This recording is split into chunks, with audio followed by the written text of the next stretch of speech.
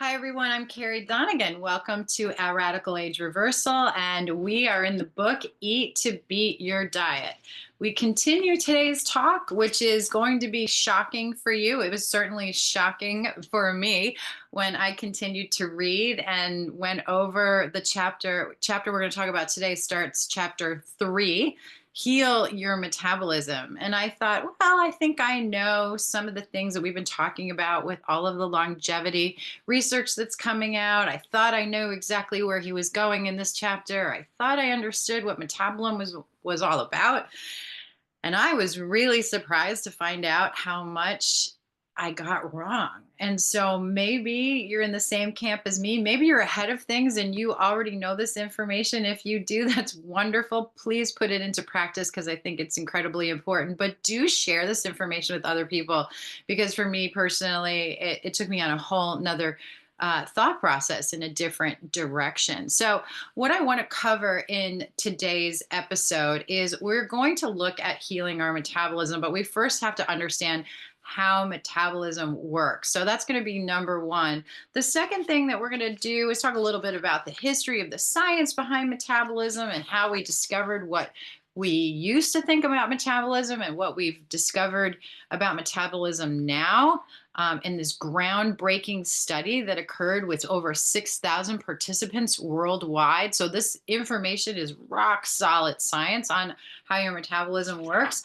And then, lastly, I'm going to share with you because now we're getting into what to do, right? Like, everybody's like, okay, great. This is how everything works, but tell me how to fix my metabolism. So, we're going to get a little bit into that today. And we're going to talk about two key doTERRA products, one being an oil blend, the other being an oil and resin capsule that you can take. So stay to the end of the show so you know what to do. But let's continue as we left off on page 67, where it says metabolism revealed. And I thought that was sort of fascinating that the concept of metabolism and how our body works goes back to the 13th century. I always love the fact that we think science and medicine is so modern, but the truth is, our societies have outlived starvation. They've outlived pandemics. They've outlived massive plagues. They've outlived wars and traumas and things like that. The body can be very self selecting and very resilient. And so we have to ask ourselves, who studied all of this? Was there things that they learned that they applied? And the truth is that this goes back to the 13th century. So in 1260, AD, it says both the body and its parts. This is what an Egyptian, so the first documented information about metabolism goes back to the Egyptians. And a physician named, and I'm probably going to mispronounce it, I apologize, Ibn al-Nafis wrote the first documented description in 1260 AD. Both the body and its parts are a continuous state of dissolution and nourishment, so kind of breaking down and building up. So they're inevitably undergoing permanent change. In 1614, a Venetian physician named Santorio Sanctorius tried to measure his own metabolism. He actually weighed himself before a meal, after he ate, and then after he defecated. And he determined how his body reacted. Now, if you have the book, you're going to want to see on page 68 this really cool graphic of this machine that he built. It's actually a weight. This is how he weighed his body. It's ingenious. I think it's pretty amazing. But we know that there's a lot more modern information that we know. And actually, the most current information that we know about metabolism goes to 2021. So this is really recent science, which I think is very, very exciting. And so it says that today, the idea of loading up on fuel, storing it, and burning it away with activity remains the core concept of metabolism. So that wasn't surprising to me. I imagine it wasn't surprising to you to hear that either. So this is where it gets interesting, ready? How does metabolism change across human lifespan? And are all bodies created equally? So, do your genetics play a role in the rate of your metabolism? Does your age play a role in the rate of your metabolism? Does your sex play a role in the rate of your metabolism? Do life changes like menopause, for example, change the rate of your metabolism? So, here's the big shocking news. Ready? And you're going to want to sit down for this one because this one, like, literally knocked me over. The difference between people's metabolism are the result of disruption caused by excess body fat to the standard set pattern. The researchers discovered that all humans are hardwired, ready, to have the exact same metabolism. Metabolism is universal throughout every human being.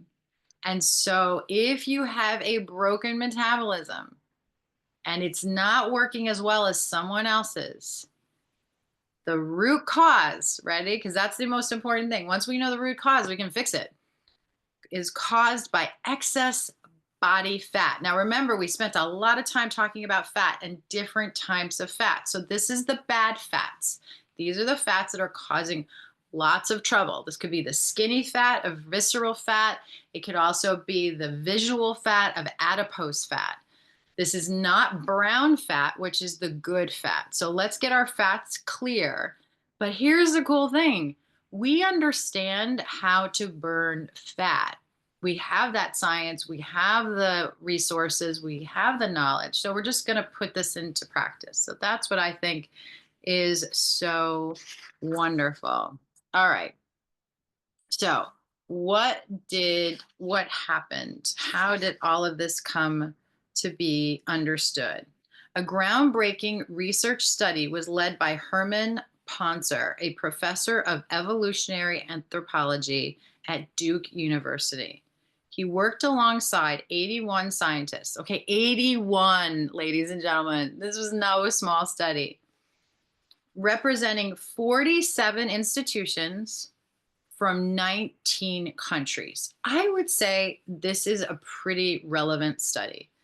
The Scientific Legion examined 6,421 participants from 29 countries, ranging in age from 8 days old, 8 days old to 95 years old. It was the largest and most ambitious study of human metabolism ever undertaken. Ponzer and his collaborative measures a daily metabolism of the research subjects, regardless of their age and location, using the exact same technique. This was key. And then he goes into like how they did it and how the study works. So if you're interested in the fine details of the study, we don't have time today to go through them.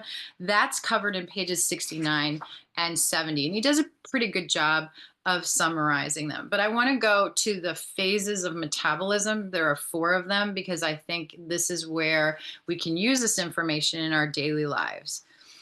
They found out that we humans, all of us, have the same 4 phases of metabolism that take place over our lifespan, from birth to childhood to adulthood to old age.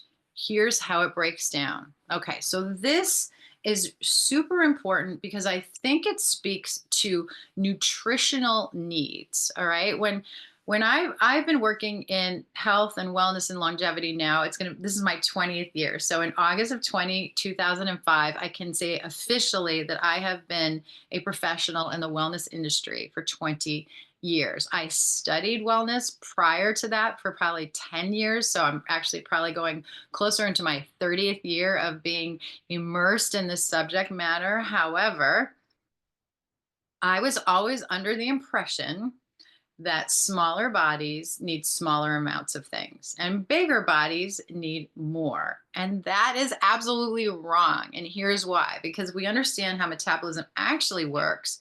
It has nothing to do with body mass, and it has so much more to do with metabolism. So let's go through the 4 phases of metabolism.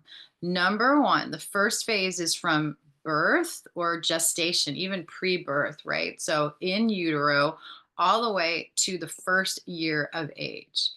During that time, metabolism climbs as they grow into a toddler. their metabolism revs up and rises to a peak 50% higher than metabolism of a full-grown adult when adjusted for their smaller size. Okay.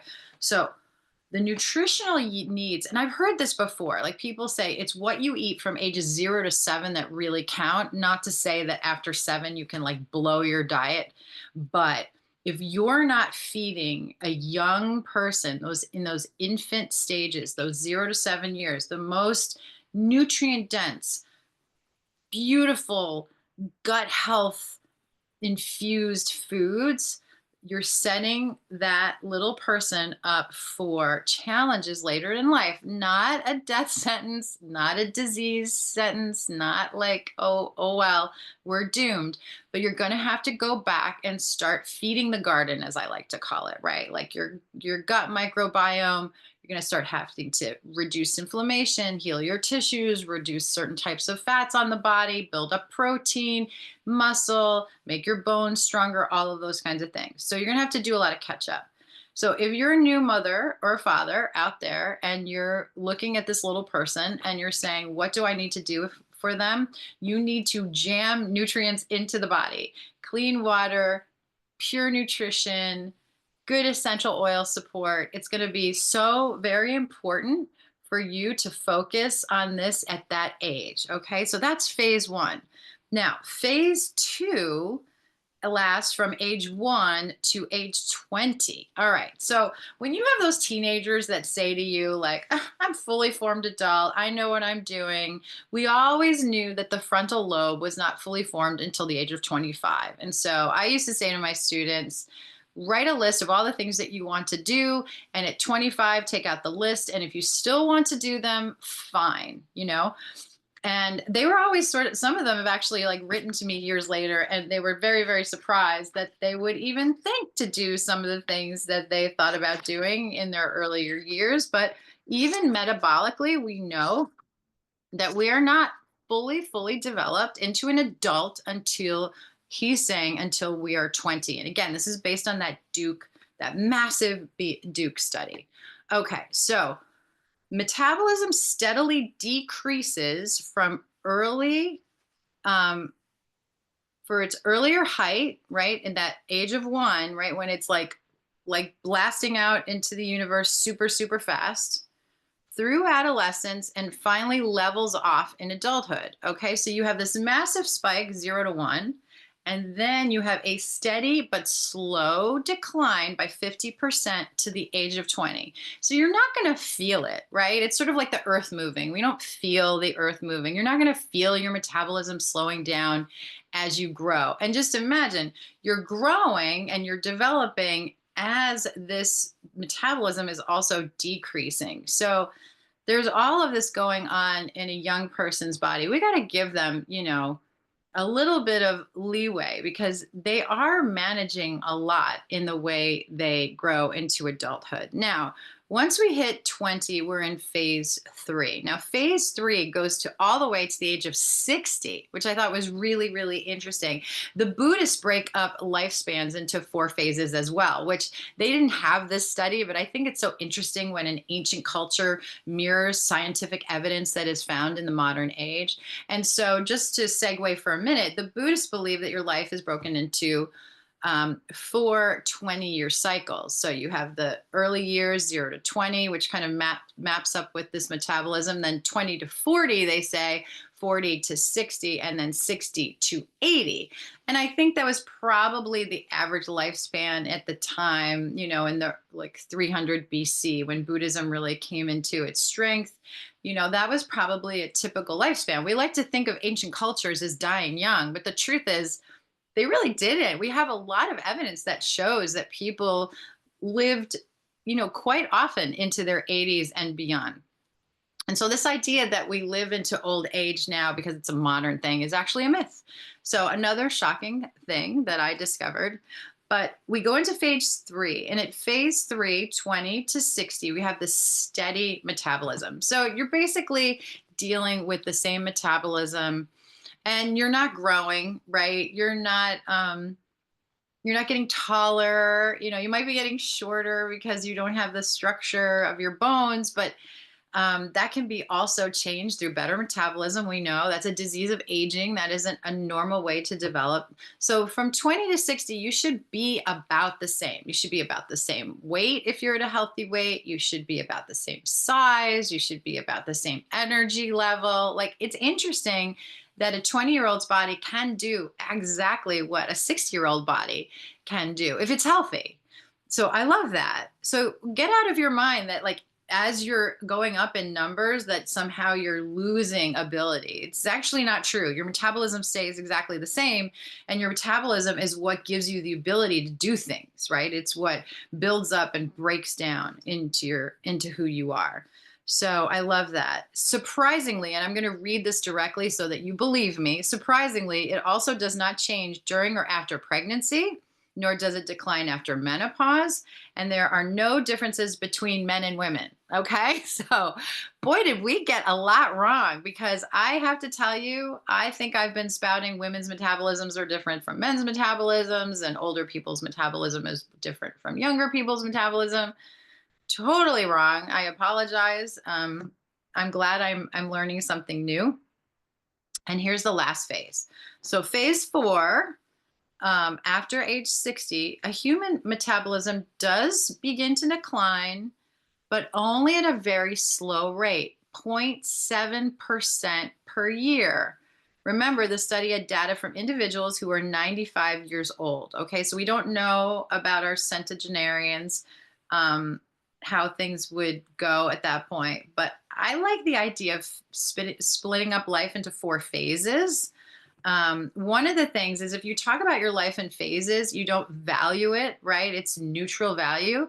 So it's not that phase 1 is more valuable than phase 4. And I think we live in a culture that prizes youth, and like all of our products and all of our focus is on looking younger, feeling younger, but not actually being younger and being healthier. So I'd like to try to turn that around. And so I want you to look at your life in these 4 phases that are equal, that don't have negatives to them, that are valued in equal proportions. This could take generations for us to get back to, but I think it's something that's worth pursuing, a shift in mindset when it comes to age and what that really looks like. And if we're looking at metabolism, what we're saying is that you're going to be 70% of where you were in your younger years, in this phase 4, even if you're 95 years old, which means that your metabolism is absolutely working at the rate it needs to work for your current body type. So I love that. Now, let's talk about what happens when our metabolism is damaged. He says on page 72, depressed metabolism can contribute to a worsening of a chronic disease. Fat growth is the primary driver of chronic diseases. So let's take a look at how this happens. The damage to your metabolism and health is caused by accumulating excess fat, and it has a name. It's called metabolic syndrome. This is a series of health conditions in which the body's sensitivity to the hormone insulin decreases. Your blood glucose is no longer easily absorbed by your cells, so your blood sugar levels rise along with your blood pressure. Okay, your state of being reflects a wobbly, unstable metabolism that is not processing energy properly. Think of it as metabolic drunk driving. That was so, what a great picture. All right, so I'm going to introduce a few products now, because I am a solution-based person, and although I love to understand the root cause of things, if I don't give you a solution, I haven't really done anything beneficial in your life. And so I want to bring out something that I've been talking a lot about, and that's MetaPower. MetaPower oil blend specifically helps to right a broken metabolism. Remember, everybody's metabolism should be the same. It should be able to function doing the exact same thing. This is not altered by genetics. It's only altered by fat accumulation. So fat accumulation in the form of adipose fat, or fat accumulation, sorry, I'm losing my power, fat accumulation in the form of visceral fat. So for the skinny people out there who have broken metabolism, your challenge is dealing with your visceral fat. So first, get that checked. Those of you who are overweight, physically heavier than you need to be, have excess adipose fat, then you need to focus on reducing the amount of adipose fat on your body, and that will right your metabolism. One of the best ways to do that is MetaPower. The second thing that I would say is coriander. Coriander is going to do a lot. There's so much research on coriander and getting your insulin sensitivity right. So remember what he said. He said when you have too much visceral or adipose fat, your body is no longer sensitive to insulin and things start to go awry. Your metabolism breaks down. So we have to pull it back and get it sensitive again. And the oils in MetaPower, which are citrus, ginger, and cinnamon. Okay, so I can read off exactly what it is. So the metabolic blend is grapefruit peel, lemon peel, peppermint plant, ginger root, cinnamon bark. So you're getting a nice blend of oils in this one essential oil, and then you're going to add some coriander. Okay, this is if you want to reduce fat and if you want to maintain a healthy metabolism. So what does that look like? If you're maintaining healthy metabolism, I would take this oil blend and I would take a drop or two of each, put it in a capsule, and take it once a day.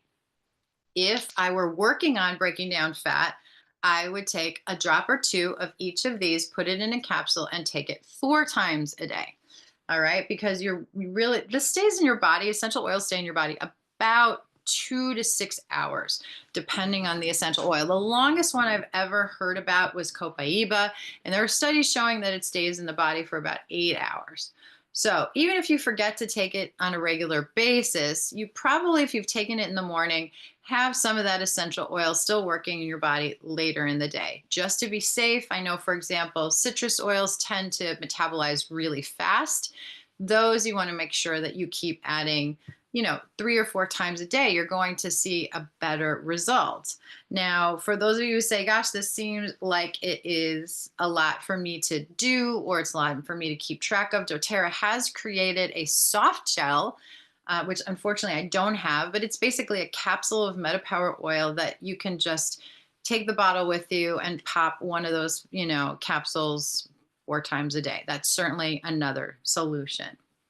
Now, the other thing I wanted to talk about was what happens when you end up with a broken metabolism. You end up with high sugar levels. You probably are ending up with some liver issues, maybe some kidney issues. You definitely have problems with, he lists, this is what you're going to see. You're going to see damage to heart, blood vessels, eyes, kidneys, and nerves. Well, that covers a lot. Nerves can cover things like Alzheimer's. Kidneys, renal failure, kidney disease, kidney stones, all of those kinds of things. Eyes, maybe cataracts, glaucoma, loss of vision. Blood vessels, you're talking about, arterial sclerosis. Heart, you're talking about AFib, blood pressure, things of that nature. All of these are, those diseases of aging. And then, of course, if you're going to go big, we're going to talk about cancers and autoimmune diseases. So what do we do to kind of work on those? I want to introduce you to the frankincense capsules. This is a blend of a frankincense essential oil, also the boswellic acid from the frankincense resin. And it's put in a duo capsule that's pretty cool because they put a little olive oil in it so that those boswellic little nuggets kind of float around in the capsule. Then this is something that's super easy to take because you only take 1 a day.